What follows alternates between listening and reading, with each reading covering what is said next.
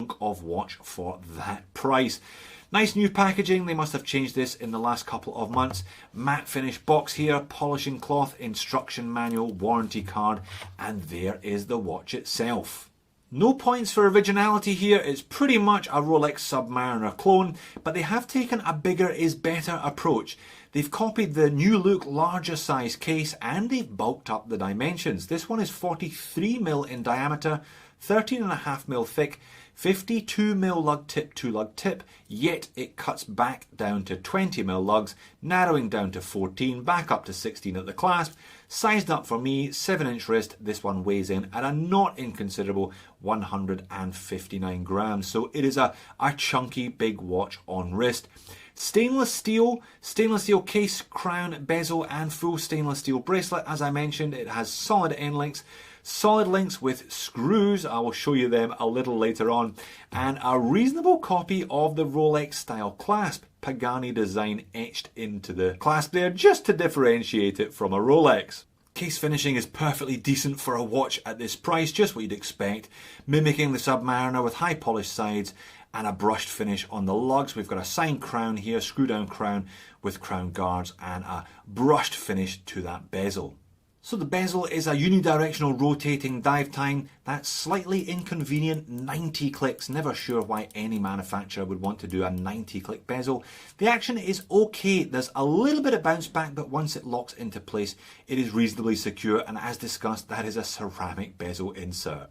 Zoomed in on the dial, it's a mixture of printed and applied. We have a printed Pagani design logo underneath the 12 o'clock index, automatic water resistant 10 bar 100 meters, and Japan movement advertising that Seiko movement there just beneath the 6 o'clock index. All indexes are applied, the classic Rolex Submariner pattern, triangle at 12, large batons at the 6 and the 9, and circular indices.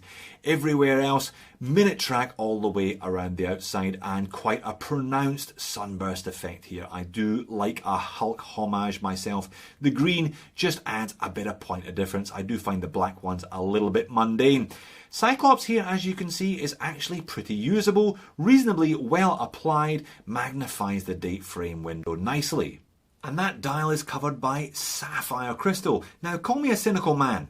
Please, call me a cynical man. I am a cynical man. I always like to test the sapphire on these cheap Chinese watches when they come in to make sure that they're not telling us porky pies. So here we have a Seiko Samurai, which has hardlex, a Seiko Sarb, which definitely has sapphire, and one state-of-the-art diamond selector too. First of all, I'm going to have a look at the Sarb. I get a nice strong read there into the orange, move over to the Samurai, not even a flicker, onto the Pagani in the middle, and again a nice strong read into the orange. They're not lying to us, that's sapphire. Finishing on the bracelet is perfectly up to snuff for a $75 watch. Brush finish on top, high polish on the side, 3-link oyster.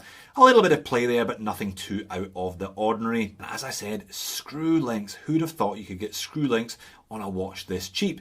Now, the clasp mechanism here, it looks like a Rolex glide lock apart from the Pagani design logo etched in there conveniently to remind you that you didn't pay 10 grand for a Rolex sub. Fold over like that, it even looks kind of like a Submariner clasp underneath. However, it doesn't have a glide lock facility. It does, however, mimic another Rolex patent, the flip-flop, the Easy Link, that does give you a little bit of on-the-fly adjustment. Quite remarkable for the money, this one. And popping one of those bracelet links to show you really perhaps the star of the show. There's a lot of value to be had here, but when you get a Seiko NH35 in the back of the watch for less than $100, you're doing very well indeed. 24 jewel hacking and hand winding auto, roughly a 40-hour power reserve between -20 and +40 seconds per day variance. I'll pop this one on the time grapher and see how it gets on, shall I? Beat error is perhaps a little bit higher than I would have liked, but I can't complain about a +1 seconds per day variance and a very healthy amplitude on the flat on its back default position. I've said many times this Seiko movement is really all you arguably need in a watch. Now, getting this watch onto my 7-inch wrist, and it's big, but it actually wears all right. I think a very good decision by Pagani to stick with the 20mm narrowing down to taper. So even if it is Quite a big watch on wrist with 43, just over 43mm in diameter and 52mm lug tip to lug tip. That pulls it right back down. Reasonable weight, 150 odd grams, but it is quite nicely balanced because of the stainless steel bracelet. You do definitely notice the extra size over a 40mm Submariner homage though, but I guess that's the point, that's their point of difference. Not only have they stuffed it full of all the specs you could possibly want, they've also pumped up the case size. And that's it outside in some natural light as well. You always get a different light play from a ceramic bezel insert than you do with an aluminium bezel insert. Quite a strong sunburst effect on the dial of this green one. I'd imagine it's the same for the blue one as well. Not so sure if they've also gone for sunburst on black. Sitting on top of my wrist there, not much curvature to the case, as is the way of the Rolex Submariner case, but it still manages to do a reasonable job. This all sounds peachy, Jody. Tell us about the negatives. Surely it can't be that good. Well, I've used this analogy before. It's like spreading a bit of butter on your toast. $75 is not a lot of butter, and it has a long way to spread across this big piece of toast here. So inevitably, there are a couple of compromises. There are a couple of areas where this watch falls short. The lume, for example, is pretty much non-existent. I haven't found a decent budget diver under $100 yet with decent lume. There's a whiff of lume on the hands, but bugger all on the indices. The screw-down crown was another area that gave me a little bit of concern. I think perhaps the crown tube is perhaps too short. You don't get much purchase, maybe a half a turn, 3/4 of a turn at most. There is, however, a rubber seal in there which does fill me with a little bit of confidence, but I would have preferred to see that crown screw down a little bit further than is currently. And then there's the clasp. It looks good, but I suspect they've maybe tried to do a bit too much for not a lot of money with this one, replicating the glide lock look and putting some on the fly adjustment in there.